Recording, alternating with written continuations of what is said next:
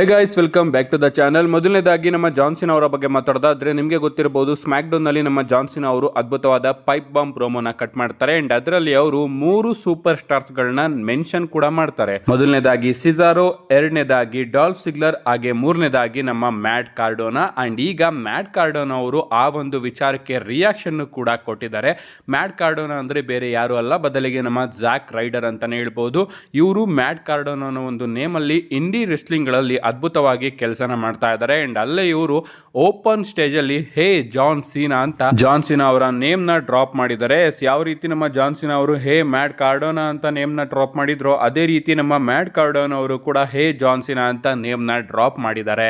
Next update ಕಡೆ ಬರೋದಾದ್ರೆ ಇದಿರ್ತಕ್ಕಂಥದ್ದು ನಮ್ಮ ಎಲ್ ಗ್ರಾಂಡೆ ಅಮೆರಿಕಾನೋ ಹಾಗೆ ಚಾಡ್ ಗೇಬಲ್ ಅವರ ಬಗ್ಗೆ. ನಿಮ್ಗೆ ಗೊತ್ತಿರಬಹುದು, ಎಲ್ ಗ್ರಾಂಡೆ ಅಮೆರಿಕಾನೋ ಅವರೇ ಬೇರೆ, ಹಾಗೆ ನಮ್ಮ ಚಾಡ್ ಗೇಬಲ್ ಅವರೇ ಬೇರೆ. ಆದ್ರೂ ಕೂಡ ತುಂಬಾ ಜನ ಇವರಿಬ್ರು ಕೂಡ ಒಬ್ಬರೇ ಚಾಡ್ ಗೇಬಲ್ ಅವರೇ ಎಲ್ ಗ್ರಾಂಡೆ ಅಮೆರಿಕಾನೋ ಅಂತ ಸ್ಟೇಟ್ಮೆಂಟ್ ಗಳನ್ನ ಕೊಡ್ತಾ ಇರ್ತಾರೆ.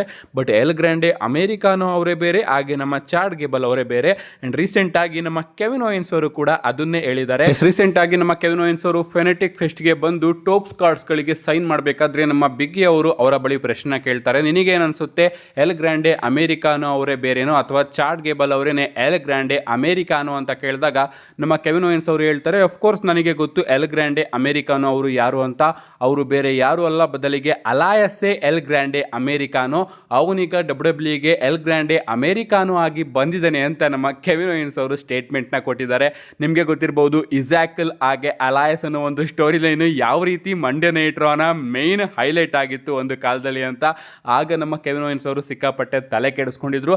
ಅಂಡ್ ಈಗ ಅಲಾಯಸ್ಸೇ ನನ್ನ ಪ್ರಕಾರ ಎಲ್ ಗ್ರಾಂಡೆ ಅಮೆರಿಕಾನೋ ಅಂತ ಕೆವಿನ್ ಓಯನ್ಸ್ ಅವರು ಹೇಳ್ತಾ ಇದ್ದಾರೆ. ನೆಕ್ಸ್ಟ್ ಅಪ್ಡೇಟ್ ಕಡೆ ಬರೋದಾದ್ರೆ ಇದಿರ್ತಕ್ಕಂಥದ್ದು ಡೆಡ್ಲಿ ಬಾಯ್ಸ್ ಬಗ್ಗೆ. ರೀಸೆಂಟ್ ಆಗಿ ನಮ್ಮ ಬುಲ್ಲಿ ರೇ ಅವರು ಒಂದು ಸ್ಟೇಟ್ಮೆಂಟ್ ನ ಕೊಟ್ಟಿದ್ದಾರೆ. ಇವ್ರು ಹೇಳಿರೋದೇನಪ್ಪಾ ಅಂದ್ರೆ, ನಾವು ಇನ್ನೂ ಕೂಡ ಡಬ್ಲ್ಯೂ ಕಂಪನಿಯಲ್ಲಿ ಒಂದು ಲಾಸ್ಟ್ ರನ್ ನ ಕೊಡಬಹುದು ಆಸ್ ಡೆಡ್ಲಿ ಬಾಯ್ಸ್ ಅಂತ ನಮ್ಮ ಬುಲ್ಲಿ ರೇ ಅವರು ಒಂದು ಸ್ಟೇಟ್ಮೆಂಟ್ ನ ಕೊಟ್ಟಿದ್ದಾರೆ. ನಿಜವಾಗ್ಲೂ ಇವರೆಲ್ಲರೂ ಕೂಡ ರಿಟರ್ನ್ ಆಗಿ ಒಂದು ಲಾಸ್ಟ್ ರನ್ ನ ಕೊಟ್ರೆ ಚೆನ್ನಾಗಿರುತ್ತೆ. ಅಂಡ್ ಆ ಒಂದು ರನ್ ಅಲ್ಲಿ ಇವರು ಟ್ಯಾಗ್ ಟೀಮ್ ಚಾಂಪಿಯನ್ಶಿಪ್ ನ ಗೆದ್ದು ಅದನ್ನ ಸೋತಿ ಹೋದ್ರೆ ನಿಜವಾಗ್ಲೂ ಅದು ಸಿಕ್ಕಾಪಟ್ಟೆ ಎಂಜಾಯಬಲ್ ಆಗಿರುತ್ತೆ. ಒಂದು ಲಾಂಗ್ ರನ್ ಕೊಡಬಹುದು, ಒಂದ್ 2-3 ತಿಂಗಳು ಬಂದು ಒಂದು ಲಾಂಗ್ ರನ್ ನ ಕೊಡಬಹುದು. ಯಾವ ರೀತಿ ನಮ್ಮ ಟ್ರಿಶ್ ಸ್ಟ್ರಾಟಸ್ ಅವರು ಬಂದು ಒಂದು ಲಾಂಗ್ ರನ್ ನ ಕೊಟ್ಟಿದ್ರು, ಅದೇ ರೀತಿ ನಮ್ಮ ಡೆಡ್ಲಿ ಬಾಯ್ಸ್ ಅವರು ಕೂಡ ಬಂದು ಒಂದು ಲಾಂಗ್ ರನ್ ನ ಕೊಡಬಹುದು. ನೆಕ್ಸ್ಟ್ ಅಪ್ಡೇಟ್ ಕಡೆ ಬರೋದಾದ್ರೆ ಇದಿರ್ತಕ್ಕಂಥದ್ದು ನಮ್ಮ ಲಿವ್ ಮಾರ್ಗನ್ ಅವರ ಬಗ್ಗೆ. ನಿಮಗೆ ಗೊತ್ತಿರಬಹುದು, ಕಳೆದ ಮಂಡೇ ನೈಟ್ ರಾಲಿ ನಮ್ಮ ಲಿವ್ ಮಾರ್ಗನ್ ಅವರ ಶೋಲ್ಡರ್ ಗೆ ಇಂಜುರಿ ಆಗುತ್ತೆ ಅಂಡ್ ಅದಕ್ಕೋಸ್ಕರ ಅವರು ಈಗ ಸರ್ಜರಿಗೆ ಒಳಪಡ್ತಾ ಇದ್ದಾರೆ.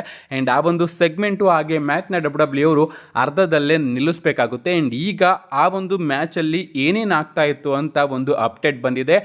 ಒರಿಜಿನಲ್ ಆಗಿ ಡಬ್ಲ್ಯೂ ಅವರು ಕೈರಿ ಸೇನ್ ಹಾಗೆ ಲಿವ್ ಮಾರ್ಗನ್ ಅವರ ಮ್ಯಾಚ್ ನ ಪ್ಲಾನ್ ಮಾಡಿದ್ರು. ಅಂಡ್ ಆ ಒಂದು ಮ್ಯಾಚ್ ಮುಗಿದ ಮೇಲೆ ನಮ್ಮ ನಿಕ್ಕಿ ಬೆಲ್ಲಾ ಅವರು ಬಂದು ಲಿವ್ ಮಾರ್ಗನ್ ಅವರ ಮೇಲೆ ಅಟ್ಯಾಕ್ ಮಾಡಬೇಕಾಗಿತ್ತಂತೆ. ಬಟ್ ಇಲ್ಲಿ ನಮ್ಮ ಲಿವ್ ಮಾರ್ಗನ್ ಅವರಿಗೆ ಇಂಜುರಿ ಆಗಿದ್ರಿಂದ ಆ ಒಂದು ಸೆಗ್ಮೆಂಟ್ ನ ಡಬ್ಲ್ಯೂ ಅವರು ಕ್ಯಾನ್ಸಲ್ ಮಾಡಿದ್ದಾರೆ. ಅಫ್ಕೋರ್ಸ್ ನಮ್ಮ ನಿಕ್ಕಿ ಬೆಲ್ಲಾ ಅವ್ರನ್ನ ಡಬ್ಲ್ಯೂ ಅವರು ಆ ಒಂದು ರಾಗೆ ಅಫಿಷಿಯಲ್ ಆಗಿ ಅನೌನ್ಸ್ ಕೂಡ ಮಾಡಿದ್ರು. ಅಂಡ್ ಅವರು ಬಂದು ನಮ್ಮ ಲಿವ್ ಮಾರ್ಗನ್ ಅವರ ಮೇಲೆ ಅಟ್ಯಾಕ್ ಮಾಡಬೇಕಾಗಿತ್ತು. ಬಟ್ ಲಿವ್ ಮಾರ್ಗನ್ ಅವರಿಗೆ ಆ ರೀತಿ ಆಗಿದ್ರಿಂದ ಆ ಎಲ್ಲಾ ಸೆಗ್ಮೆಂಟ್ ಗಳನ್ನು ಕೂಡ ಡಬ್ಲ್ಯೂ ಅವರು ಅನ್ಫಾರ್ಚುನೇಟ್ ಆಗಿ ಕ್ಯಾನ್ಸಲ್ ಮಾಡಬೇಕಾಗಿತ್ತು. ಏನೇ ಆಗ್ಲಿ ಗಾಯ್ಸ್, ನಮ್ಮ ಲಿವ್ ಮಾರ್ಗನ್ ಅವರು ಆದಷ್ಟು ಬೇಗ ರಿಕವರಿ ಆಗಲಿ ಅಂತ ಕೇಳ್ಕೋಣ. ನೆಕ್ಸ್ಟ್ ಅಪ್ಡೇಟ್ ಕಡೆ ಬರೋದಾದ್ರೆ ಇದಿರ್ತಕ್ಕಂಥದ್ದು ನಮ್ಮ ಜಾನ್ ಸೀನಾ ಅವರ ಬಗ್ಗೆ. ನಿಮಗೆ ಗೊತ್ತಿರಬಹುದು, ಈ ವರ್ಷ ನಮಗೆ ಜಾನ್ ಸೀನಾ ಅವರ ರಿಟೈರ್ಮೆಂಟ್ ಟೂರ್ ನೋಡೋದಕ್ಕೆ ಸಿಗ್ತಾ ಇದೆ. ಅಂಡ್ ಪ್ರಾರಂಭದಲ್ಲಿ ಕಳೆದ ವರ್ಷ ಮನಿ ಇನ್ ದ ಬ್ಯಾಂಕ್ ಅಲ್ಲಿ ಬಂದು ನಮ್ಮ ಜಾನ್ ಸೀನಾ ಅವರು ಅಫಿಷಿಯಲ್ ಆಗಿ ತನ್ನ ರಿಟೈರ್ಮೆಂಟ್ ಟೂರ್ ನ ಅನೌನ್ಸ್ ಮಾಡಿ ಹೋಗಿದ್ರು, ನಾನು ಮುಂದಿನ ವರ್ಷ ನನ್ನ ರಿಟೈರ್ಮೆಂಟ್ ಟೂರ್ ನ ಮಾಡ್ತಾ ಇದ್ದೀನಿ ಅಂತ. ಅಂಡ್ ಆಗ್ಲೇ ಅವರು ಒಂದು ಡೇಟ್ ನ ಕೊಟ್ಟಿದ್ರು, 36 ಡೇಟ್ಗಳು. ಅಂದ್ರೆ ಡಬ್ಲ್ಯೂ ಕಂಪನಿಯಲ್ಲಿ ನಾನು 2025ರಲ್ಲಿ 36 ಬಾರಿ ನೋಡೋದಕ್ಕೆ ಸಿಗ್ತೀನಿ ಅಂತ. ಈಗಾಗಲೇ 20ಕ್ಕೂ ಜಾಸ್ತಿ ಬಾರಿ ನಮ್ಮ ಜಾನ್ ಸೀನಾ ಅವರು ಬಂದು ಹೋಗಿದ್ದಾರೆ. ಇನ್ನ ಉಳಿದಿರೋದು 6 ತಿಂಗಳು ಅಷ್ಟೇ. ಈ 6 ತಿಂಗಳು ಮಾತ್ರ ನಮಗೆ ಜಾನ್ ಸೀನಾ ಅವರು ನೋಡೋದಕ್ಕೆ ಸಿಗ್ತಾರೆ. ಅಂಡ್ ಆಗ್ಲೇ ನಮ್ಮ ಜಾನ್ ಸೀನಾ ಅವರು ಡಬ್ಲ್ಯೂಗೆ ಒಂದು ಐಡಿಯಾನು ಕೂಡ ಪಿಚ್ ಮಾಡಿದ್ರಂತೆ. ಈ 36 ದಿನಗಳಲ್ಲಿ ನಾನು ಯಾವ ಯಾವ ಸಿಟೀಸ್ ಗಳಿಗೆ ಹೋಗ್ತೀನೋ ಆ ಒಂದು ಸಿಟೀಸ್ ಗಳಿಗೆ ನನ್ನ ಸಪರೇಟ್ ಮರ್ಚಂಡೈಸ್ ನೀವು ತಗೊಂಡ್ಬರ್ಬೇಕು. ಇದ್ರ ಪ್ರಕಾರ 36 ಡೇಟ್ಸ್ ಗಳಿಗೆ 36 ಯೂನಿಕ್ ಸಪರೇಟ್ ಮರ್ಚಂಡೈಸ್ ಗಳನ್ನ ಐಡಿಯಾನ ನಮ್ಮ ಜಾನ್ ಸೀನಾ ಅವರೇ ಡಬ್ಲ್ಯೂಗೆ ಕೊಟ್ಟಿದ್ದಂತೆ. ಅಂಡ್ ಅದಕ್ಕೋಸ್ಕರ ಈಗ ನಮ್ಮ ಜಾನ್ ಸೀನಾ ಅವರು ಯಾವುದಾದ್ರೂ ಬೇರೆ ಸಿಟಿಗೆ ಹೋದ್ರೆ ಅಲ್ಲಿನ ಸಿಟಿಯ ಒಂದು ಸಪರೇಟ್ ಮರ್ಚಂಡೈಸ್ ನ ಹಾಕೊಂಡು ಬರ್ತಾ ಇದ್ದಾರೆ. ನೋಡೋಣ, ಸೌದಿ ಅರೇಬಿಯಾಗೆ ಬರ್ತಾ ಇದ್ದಾರೆ, ಆಗ ಅವರು ಯಾವ ರೀತಿಯ ಮರ್ಚಂಡೈಸ್ ನ ಹಾಕೊಳ್ತಾರೆ ಅಂತ.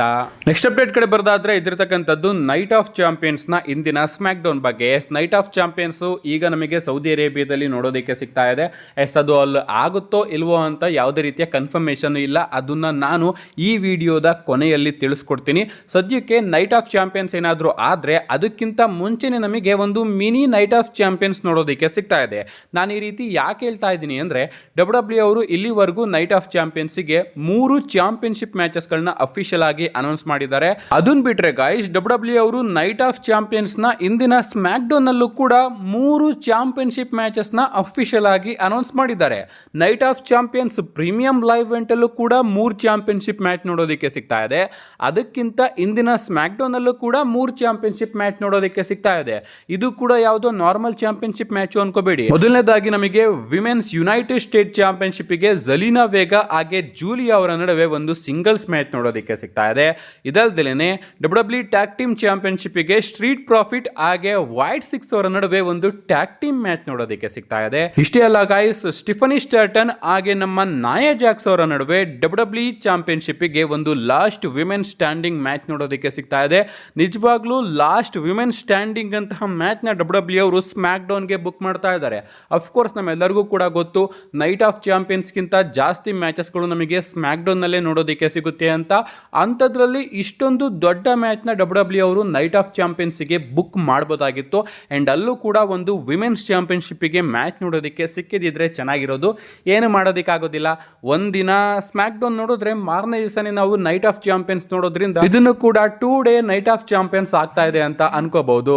ನಮ್ಮ ನೆಕ್ಸ್ಟ್ ಅಂಡ್ ಫೈನಲ್ ಅಪ್ಡೇಟ್ ಕಡೆ ಬರೋದಾದ್ರೆ ಇದಿರ್ತಕ್ಕಂಥದ್ದು ಕೂಡ ನೈಟ್ ಆಫ್ ಚಾಂಪಿಯನ್ಸ್ ಬಗ್ಗೆನೇ. ನಿಮಗೆ ಗೊತ್ತಿರಬಹುದು, ಇಸ್ರೇಲ್ ಹಾಗೆ ಇರಾನ್ ಅವರ ನಡುವೆ ಯುದ್ಧ ಆಗ್ತಾ ಇದೆ. ಕಳೆದ ವಿಡಿಯೋದಲ್ಲಿ ನಾನು ಇಸ್ರೇಲ್ ಹಾಗೆ ಇರಾನ್ ನಡುವೆ ನೇಮ್ಸ್ ಗಳನ್ನ ಕನ್ಫ್ಯೂಸ್ ಮಾಡ್ಕೊಂಡು ಬಿಟ್ಟಿದ್ದೆ. ಅಂಡ್ ಈಗ USA ಕೂಡ ಆ ಒಂದು ಯುದ್ಧದಲ್ಲಿ ಬಾಕಿ ಆಗಿರೋದ್ರಿಂದ ಇರಾನ್ ಈಗ ಕಂಪ್ಲೀಟ್ ಆಗಿ ವಾರ್ನಿಂಗ್ ನ ಕೊಟ್ಟಿದೆ USA ಗೆ, ನಿಮ್ಮ ಸಿಟಿಜನ್ಸ್ ಗಳನ್ನ ನಾವು ಬಿಡೋದಿಲ್ಲ ಅಂತ.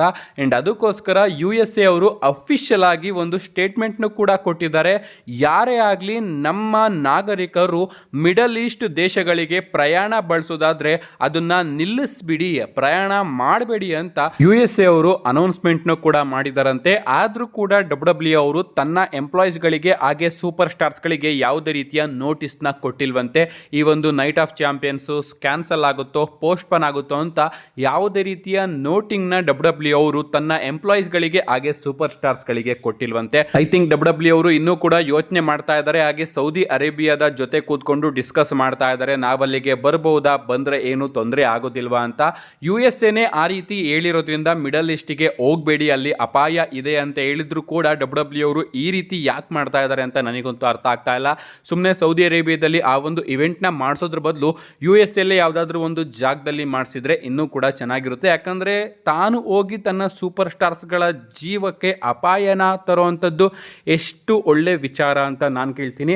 ಏನೇ ಆಗಲಿ ಎಂಡಿಂಗ್ ಅಲ್ಲಿ ಡಿಸಿಷನ್ WWE ಕಂಪನಿ ಇದ್ದೇ ಆಗಿರೋದ್ರಿಂದ ನೋಡಬೇಕು ಇವರೆಲ್ಲರೂ ಕೂಡ ಹೋಗ್ತಾರ ಸೌದಿ ಅರೇಬಿಯಾಗೆ ನೈಟ್ ಆಫ್ ಚಾಂಪಿಯನ್ಸ್ ನ ಮಾಡ್ತಾರ ಅಂತ. ನಿಮ್ಗೆ ಅನ್ಸುತ್ತೆ ಇದ್ರ ಬಗ್ಗೆ ನಿಮ್ಮ ಅನಿಸಿಕೆನ ಕಮೆಂಟ್ ಮಾಡಿ ಅಂತ ಹೇಳ್ತಾ ಸಿಗ್ತೀನಿ ಸಂಜೆ ವಿಡಿಯೋದಲ್ಲಿ. ನಾಳೆ ರಾಲಿ ಏನೇನಾಗುತ್ತೆ ಅಂತ ತಿಳಿಸ್ಕೊಡ್ತೀನಿ. See you guys in my next video.